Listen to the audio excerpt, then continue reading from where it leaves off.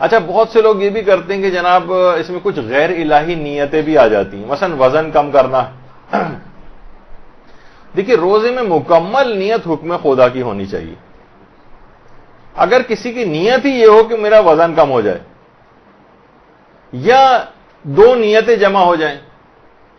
کہ حکم خدا بھی پورا ہو جائے، رمضان کے روزے بھی رکھ لیں اور وزن بھی کم ہو جائے، اور یہ دونوں نیتیں مستقل اور دائی ہوں، باطل ہو جاتا ہے۔ اچھا، اس کے کیا معنی مستقل اور دائی؟ یعنی ان میں سے کوئی ایک بھی نیت نہ ہو تو آپ روزہ نہیں رکھیں گے۔ دیکھیے، دائی کہتے ہیں اصل میں ایسی چیز کو کہ جو کہ آپ کو کسی کام کے لیے ایک موٹیویشن پیدا کرتی۔ مثلا اتنی گرمیوں میں حالت روزہ میں آپ جب سب لوگ سو رہے ہیں، بستروں کے اندر ہیں، آپ لوگ اٹھ کر یہاں پر آ رہی ہیں ماشاءاللہ علم دین حاصل کرنے کے لیے، تو ایک دائی ہے آپ کے اندر، ایک موٹیویشن ہے آپ کے اندر جو آپ کو اٹھا کر اس گرمی کی شدت میں حالت روزہ میں یہاں لے کر آ رہا ہے، اس کو کہتے ہیں دائی۔ تو اگر دائی بالکل مستقل ہے، یعنی 50% یہ ہے کہ ہمیں روزہ بھی رکھنا ہے، اور 50% نیت کے اندر یہ ہے کہ وزن بھی کم ہو جائے، ان میں سے کوئی ایک بھی نیت، دونوں مستقل نیتیں،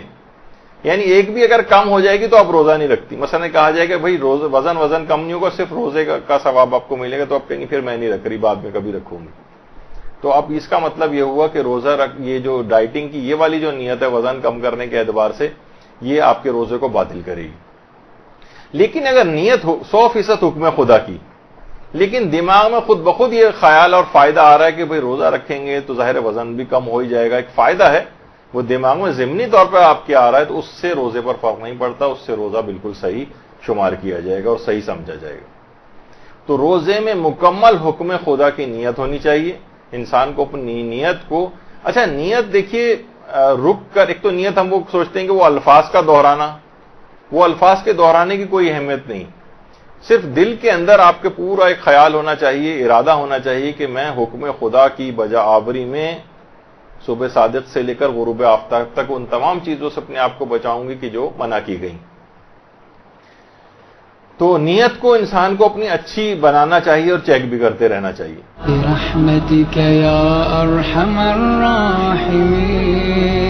وصلی اللہ علی محمد وآلہ الطاہرین۔